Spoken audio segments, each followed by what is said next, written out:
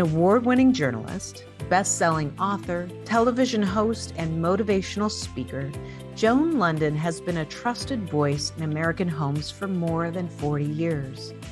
For nearly 2 decades, Lunden greeted viewers each morning on Good Morning America, making her the longest-running female host ever on early morning television. Lunden continues to be one of America's most recognized and trusted personalities, which has made her a sought-after speaker for events across the country. As an ardent health and senior advocate, Lunden has testified before the Food and Drug Administration advocating mandatory mammogram reporting, and the Congressional House Ways and Means Committee advocating for the Family and Medical Leave Act. Today, Lunden is the host of the PBS television series Second Opinion with Joan Lunden and the Washington Post podcast series Caring for Tomorrow on the future of healthcare. Lunden is also the ambassador to the Poynter Institute's Media Wise for Seniors program, which educates individuals over 50 on media literacy, separating fact from fiction online. Recently, Lunden joined the faculty of Lehigh University as a visiting professor in their College of Health, teaching population health and the media. So what got you started in media and journalism and broadcast journalism? You know, I was in college and a family friend worked at the local NBC affiliate in Sacramento, California, where I lived, and was in college at California State University there at Sacramento, and never had a thought of going into journalism or broadcasting. I mean, quite frankly, they didn't teach that at that university. And certainly there were no females in it because there were no females on air, really. I mean, this is like the early 70s. And he said, you know, the conversation at a dinner table always turns to when you're in college. What are you going to do when you're out of college? You know? He said, you should consider going into television news. It's like, what? And he said, you know, the women's movement is like taking off. Remember, that's when they were all on campus burning their bras and whatever. And they are suing the New York Times and the Washington Post, and they're pressuring the FCC to put more women on the air. And that means the FCC is now putting tons of pressure on local stations to add women to their local broadcast. And, you know, we're feeling it at our station like everybody is, but there are no women coming out of broadcasting school. It's not like they're coming in our doors wanting really to be hired. It was an unbelievable opportunity. But I must say, I could have very easily let that passing comment go by. Yeah. Like, I hadn't studied it in school. And like, what was I going to do? Just like pick up the phone and say, I want a job in TV. But that's exactly what I did the next morning. Yes. The next morning, I called KCRA TV and I asked for the news director, and I got an appointment. I got an appointment to go in for an interview. And I like wrote down all my questions. Like, what are the questions? Like, what do I need to know to work in this business? What's the perspective for females in broadcasting as we go forward, blah, blah, blah. And so I go into this meeting with them and I tell them a little bit about myself. And I had been around the world. I graduated from high school young because I had skipped a couple grades. I was only 16. And again, remember, this is when the hippie movement and the women's movement was going on. And I had applied to Stanford and Berkeley and UCLA. And my mom was like, I'm not letting her go to one of those college campuses like at this age. So my mom had read in Sunset magazine. Do you remember that? Sunset magazine? I love Sunset magazine. Yes. Well, at the very back of it, there were like pages and pages of all these little squares of ads. Right. And one of the ads was for World Campus Afloat. It's now called Semester at Sea. So my mom wrote away, because that's what you had to do. She got back the whole application, and she filled it out unbeknownst to me.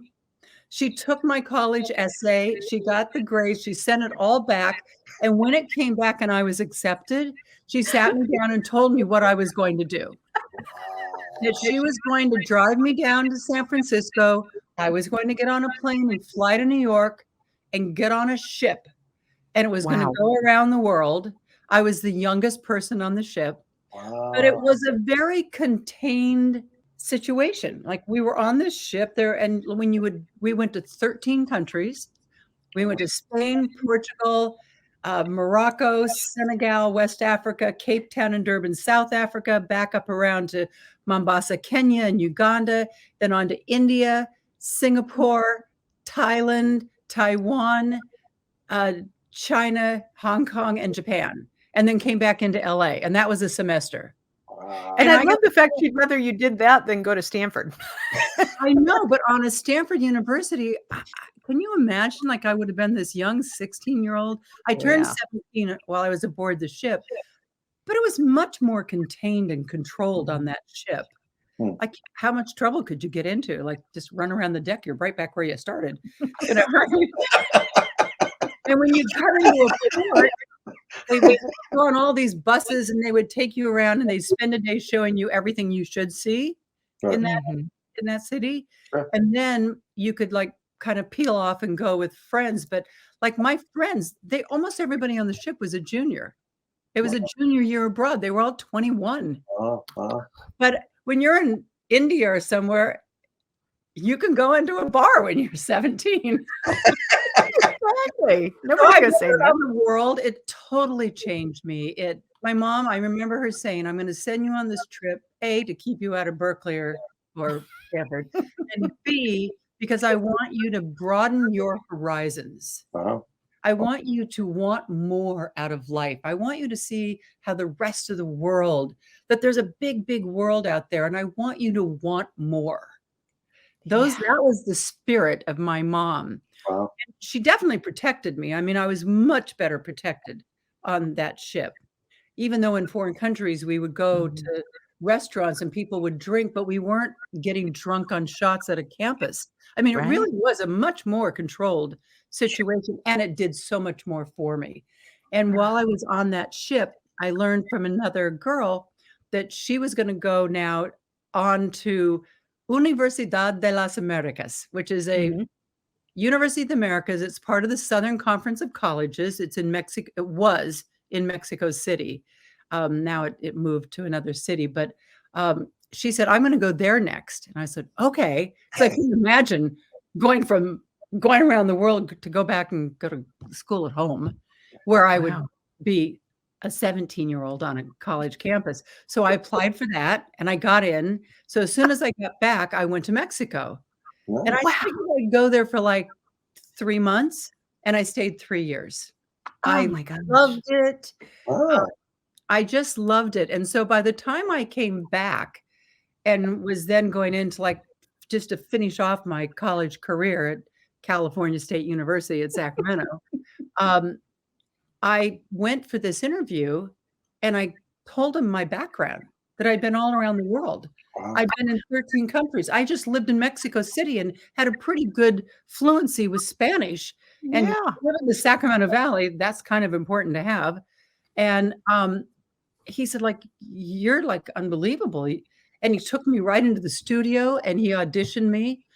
And then he said, "I think you really could have a real career in this business, but we don't have any jobs." So there was no job. But the weatherman for the station was back behind the set, drawing the maps, because those days nothing was computer generated. It was a felt pen, a high H. And he saw my audition and he followed me out the door. And on the way to the parking lot, he stopped me and said, "There are some stations around the country who are doing this new thing. They have weather girls. And I'd like to make you Sacramento's first weather girl." And I looked at him, I thought, the weather? Is there anything possibly more boring to do? I don't know anything about the weather. I don't care about the weather. I didn't know a cumulus cloud from a cirrus cloud. And thank God somehow I knew an opportunity when I heard it. So I said, yes. You're like, "Of course I would. Yes, that's exactly what I wanted." Absolutely. So I immediately started working with him. And within a few months, he wanted to put me on the air. But like the powers that be were like, "She just started here, like knock it off,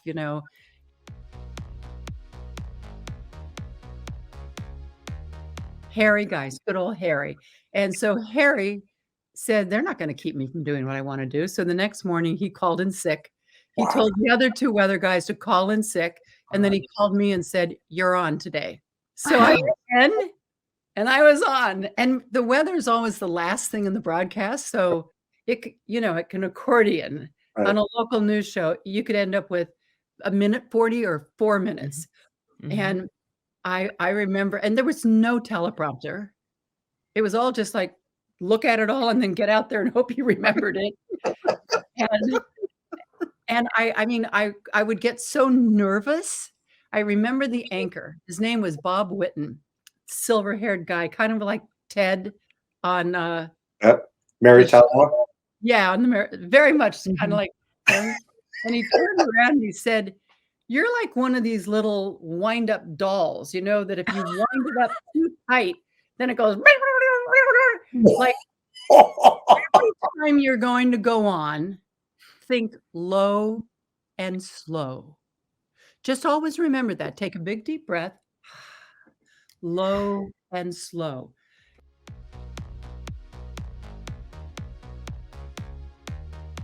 I'll tell you a story. Early days of GMA.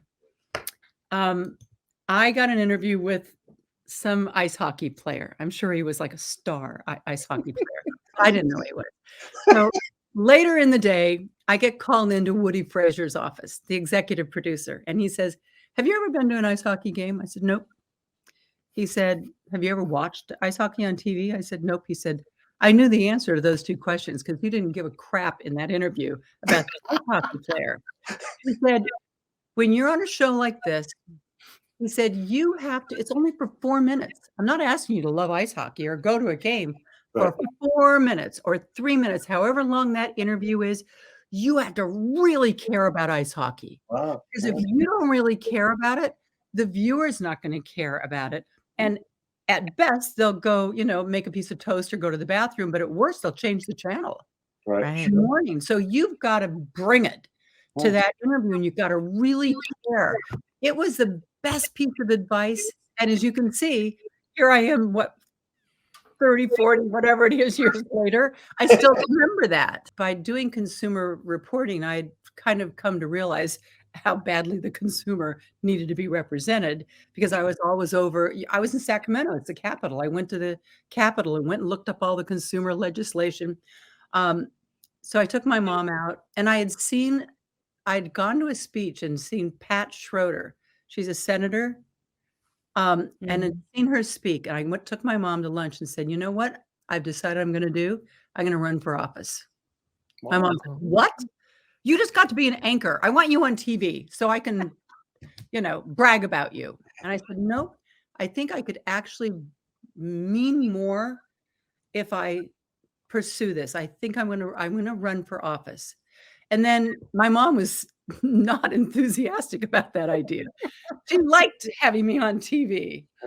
And then a few weeks later, I started getting all these calls from Detroit and Atlanta and Chicago.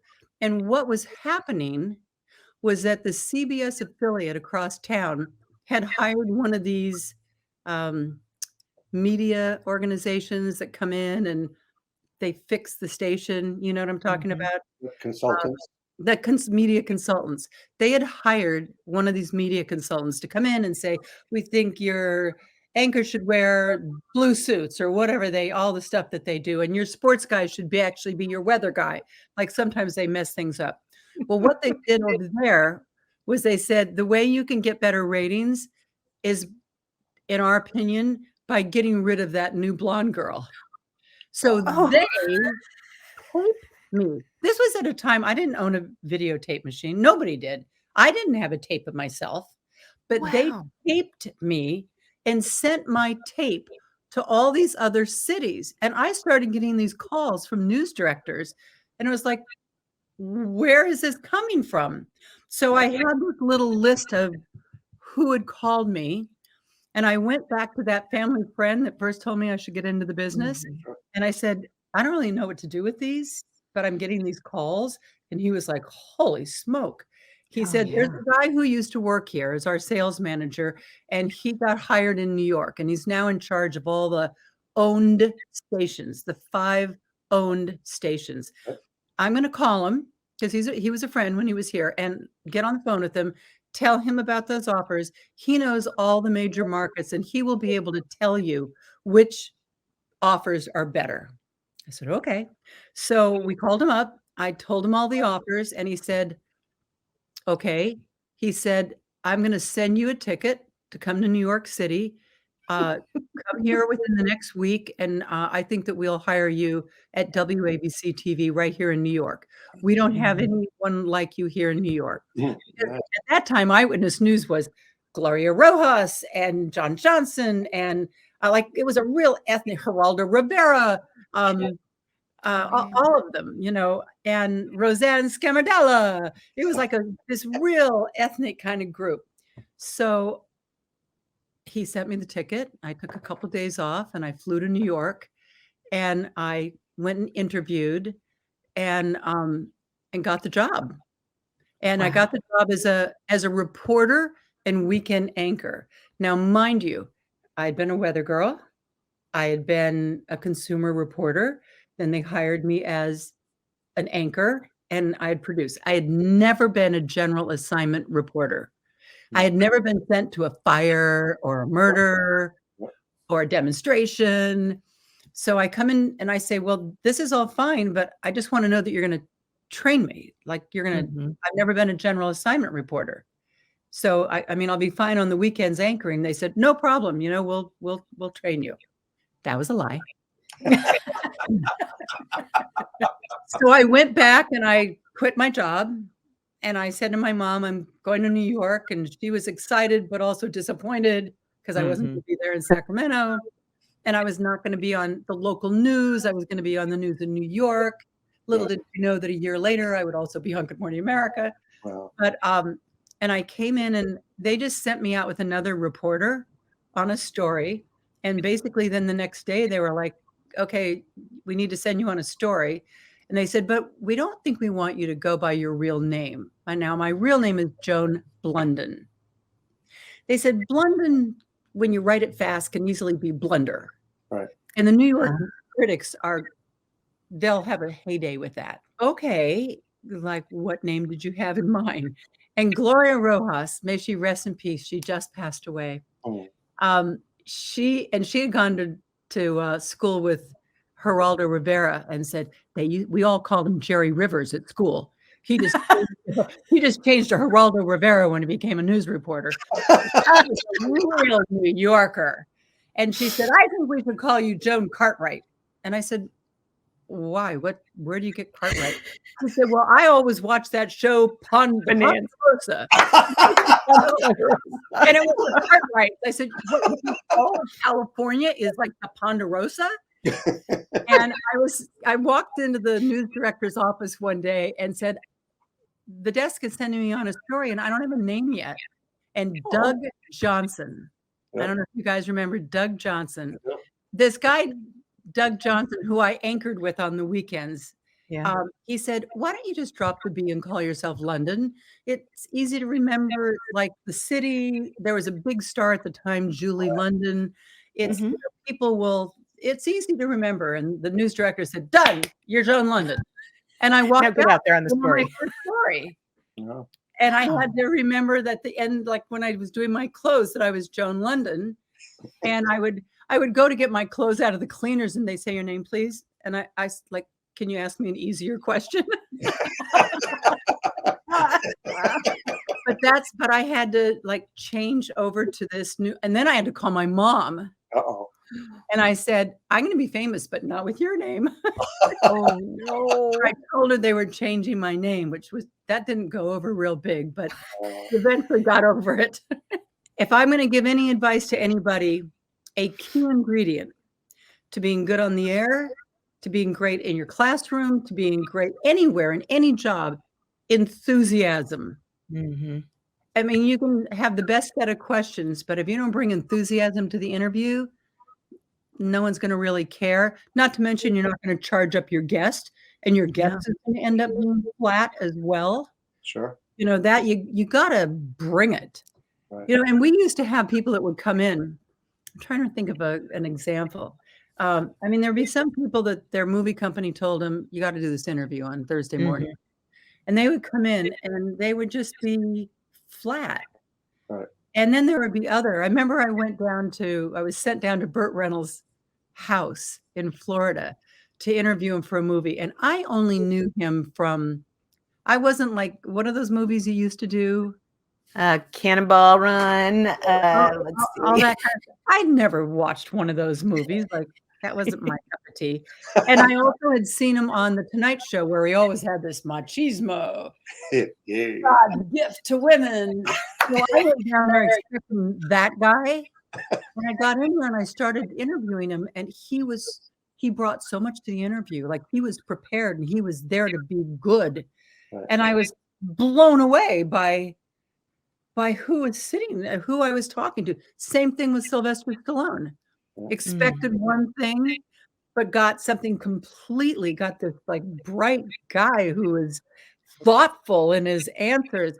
So it was such a contrast. And the ones that just kind of came because they had to come, they weren't interesting. I don't think they probably encouraged people to go to their movie because they were so uninteresting as a guest. And I think in those cases, you're right. That doesn't only hurt your show, but it hurts their reputation, because you as a viewer know that they don't care, or that they're put off, or that you can tell if they stayed out too late the night before, you know? Yeah. You get that sense, and it doesn't leave you with the sense of, wow, this interview was really important. I think one of the things, and you can tell me if I'm wrong, but you know, I know that a lot more people, you know, have clauses whether or not they'll do media, you know, for their shows or the books or not. So I think it kind of whittles down to people who actually want to do it and believe in it. But it's such a great opportunity to connect with people in a totally different way if you show up caring that you're there to be interviewed. Yeah, like really show up. Mm-hmm. And, you know, for people I know you talk to people who are pitching to get themselves on.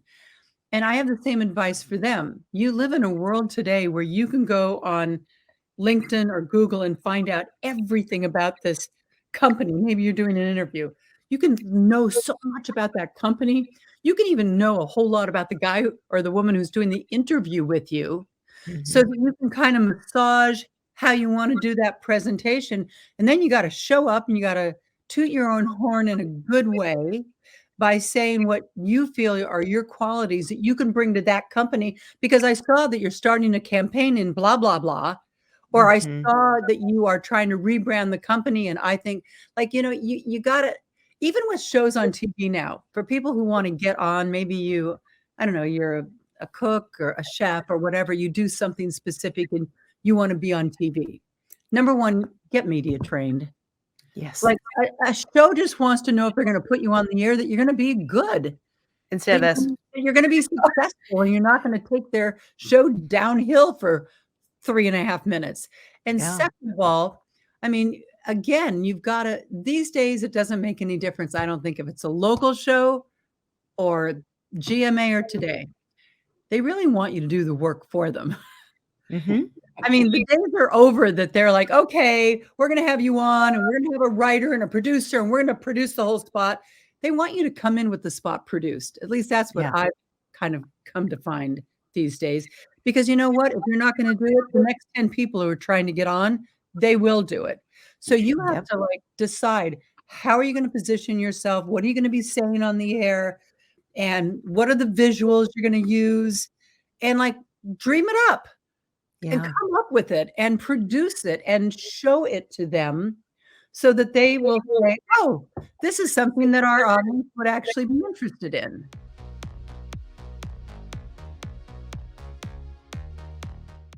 This mentality of only getting bits and pieces of news from sources that people choose instead of, you know, more generic.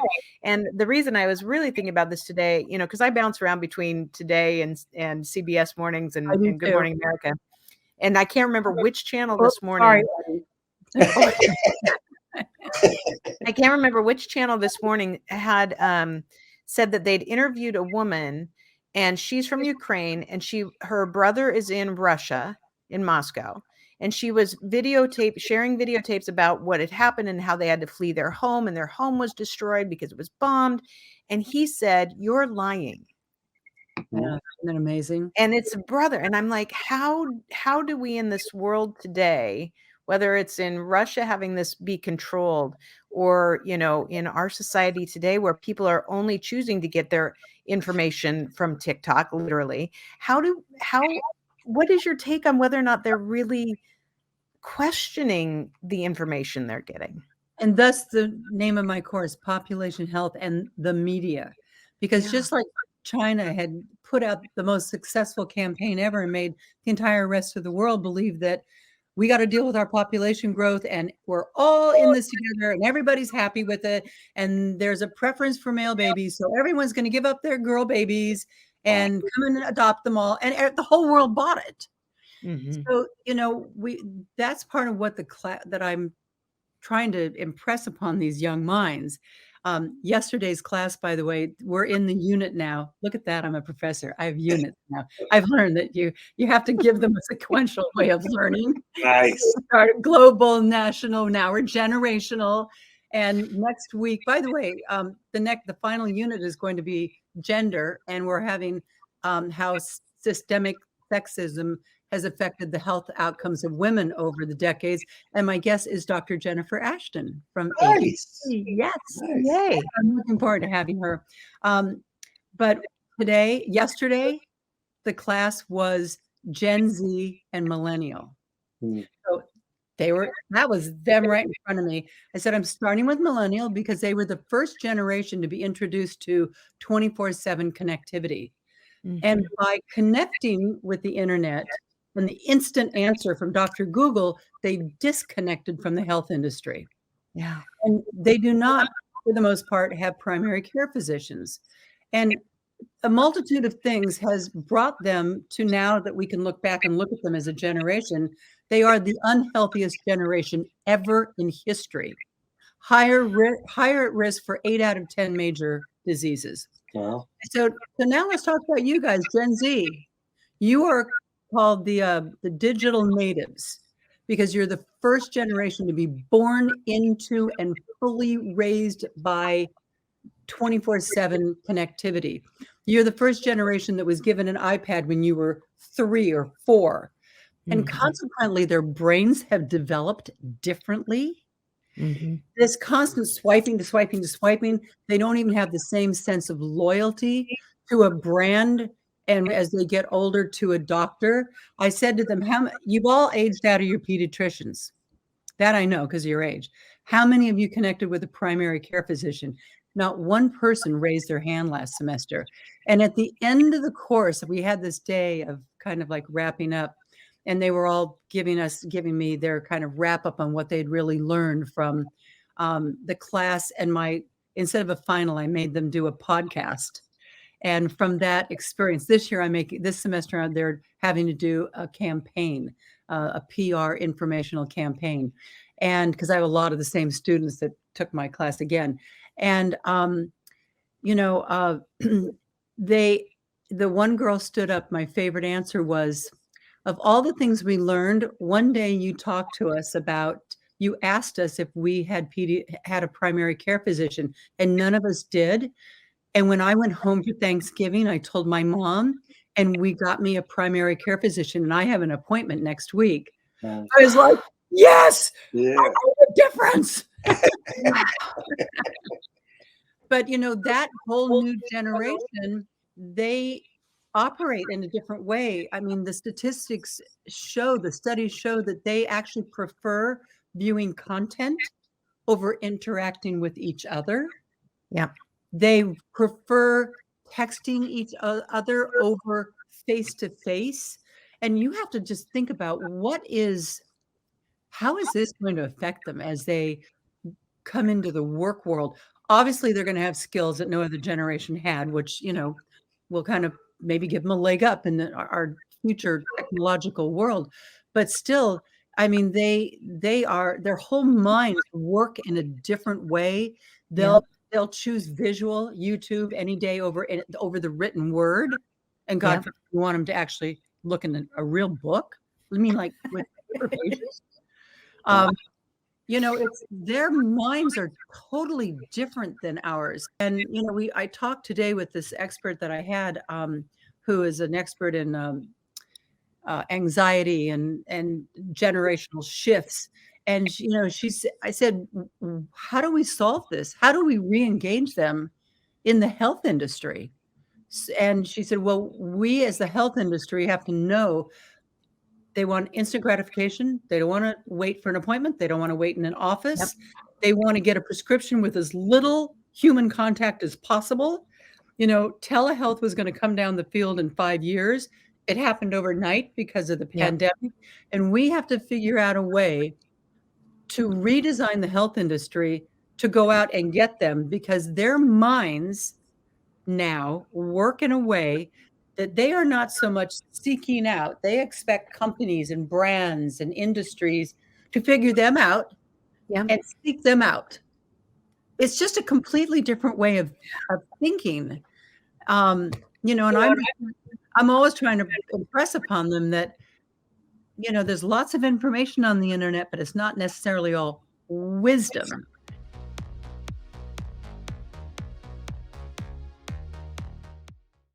So the people that are watching this, right?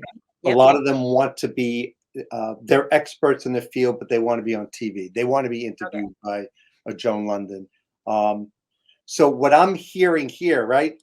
Reporter, anchor, now a professor, but in your professorship, you're interviewing all these experts. So how are you getting these experts? But you're like a producer booker now also. Yes. So how are you getting these experts, and them. how could our friends that are watching this be part of that list that you're searching for? So, I have to create the class. And so I'm like a news junkie. I mean, Eddie knows that. I'm a total news junkie. But I watch things, and sometimes I'll be watching TV at night and somebody will come on and I'll grab my phone and I'll be writing their name. I'll instantly follow them on Twitter. And my husband says, you're booking them for their class, right? And then I have to find out how to reach them. Sure.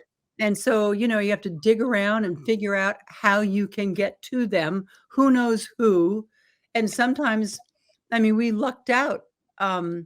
We put a call into the Millennium Project, and Jerome Glenn happened to be walking by when the phone was ringing, and the president picked up the phone. Wow. And I didn't even know at the time, I just knew I wanted to talk to somebody from the Millennium Project. I ended up getting the CEO. And then when it came time, a couple of days before the interview, I look at them as shows. I produced 13 shows this semester. And he called and said, I'm so sorry, I have to be in Dubai on Monday. They've called me over there to talk to the finance minister and the agriculture minister, because he is a futurist. Oh, yeah. He's not only an environmental activist kind of thing, but he's a futurist. So he looks at data and collectively brings in thought leaders from around the world. He looks at trends and then he extrapolates. And he predicts. It's basically a prediction. It's a probability of what's going to happen in the future. And countries call him in. He can say to Bangladesh, you got 100 miles from your coast back that is all agriculture. As we have global warming, it's going to make the sea rise, and that's all going to be under saltwater. You guys need to switch to saltwater agriculture now. He's the guy that does those things. So, I'm just always looking for people. And when I wanted to do the China I was going to say show again, class, I looked on Amazon.com. I looked up books on I look up One Child Mandate. I bought, 5 or 6 books. I read them. I learned a lot. And then I picked the author that I thought would be best. Oh, and I might have sought out a couple of other authors that wanted money, but it's a university. They don't pay. And I ended up with the perfect person. And I just keep making calls, and I keep sending emails, and I think about who do I know in the industry that might know somebody there. Right. Who, like, in order to try to get to somebody at CNN, I go around and try to find somebody, but we have the internet these days. You have LinkedIn. You can find people a lot of different ways. And I've sought people out through LinkedIn, actually.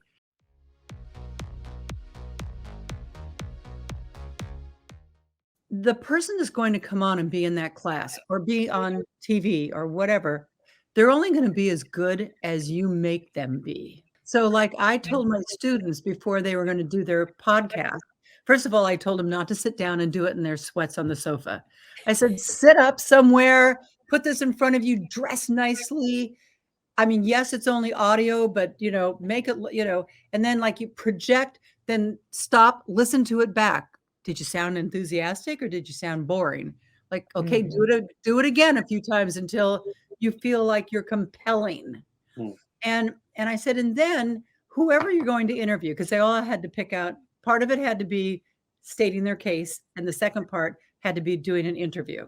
And so they told us who they were they had to tell us who they were interviewing and why.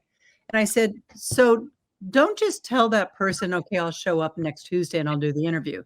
Tell them what is the subject that you're tackling and what is the case you're trying to make.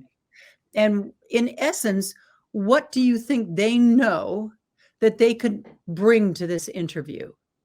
And I said, when I just did this interview yesterday with this expert in anxiety, and I got all the student questions, and there were some great questions. And I thought, but they're not really the questions that I kind of discussed with her that we were going to be doing. I sent her the questions. I said, I know you because I've interviewed her a few times. I said, you're going to enjoy seeing these questions. Tell me which ones that you'd like to tackle. And she sent me back like 12 of them. But it's because I made her good interviewee. The other thing is you have to make your interviewee comfortable. And I don't care whether that's because you're a television host and you're trying to make your guest comfortable, or if you're going to go in to be interviewed for a job, you need to make that other person that's on the other side of the desk comfortable. And that means you need to conjure up in yourself a little bit of self-confidence. And if you don't have it, I have one thing to say to you: fake it. Fake it till you make it. And you have to go in and take that, like I still say to myself sometimes when I start something, although these days I'm pretty comfortable being in front of anything, but nice big exhale. Take that little belief in yourself that you have something to deliver, and then low and slow. And remember, it's okay to be nervous. Yeah. When you're going in for anything, like, don't be too hard on yourself.